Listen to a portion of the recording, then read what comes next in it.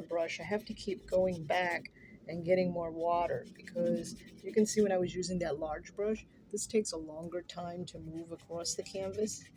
And I want to show you something. I'm going back up and I'm blending this brownish, this ochre, and I'm covering it a little bit with the blue. So I'll show you what that looks up close. You can see where they meet here. Now, what I'm going to do is we're not doing anything amazing at this point. I'm just showing you how to do different types of washes so you can practice. So let's just pretend we have a tree here, right? Maybe another tree here, another tree here. You could even do it with your watercolor pencils.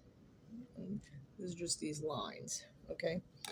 What I'm going to do is with my wrap, my saran wrap, I'm going to dip it in my water and wipe it off on my rag so it looks like this. And then I'm going to go into a tree color. So I have this green. And what I'm going to do, and you have to make sure that the saran wrap is wet. I'm going to wet, wipe off. And you have to make sure that you're really picking up the green, you see, on the edge of here.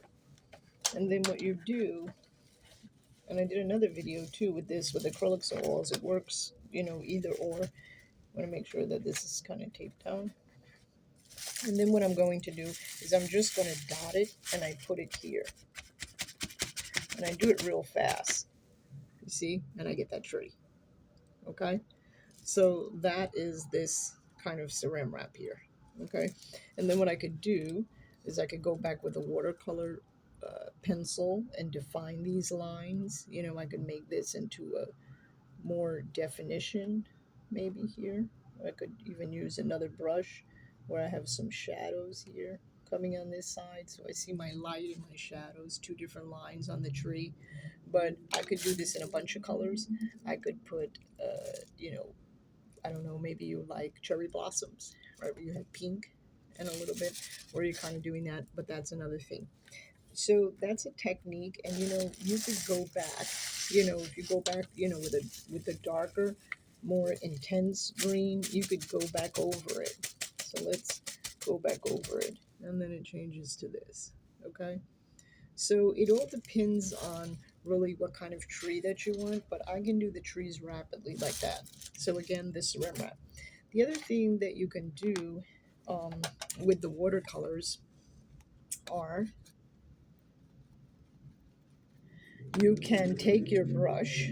So let's take my brush. I'm going to use a different brush now. Let's use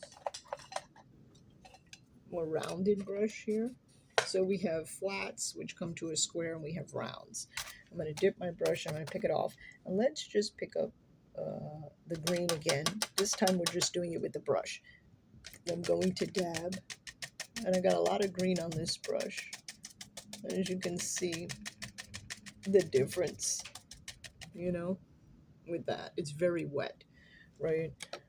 So I do like using the wrap better or a sponge. And I can dip and I can press it on.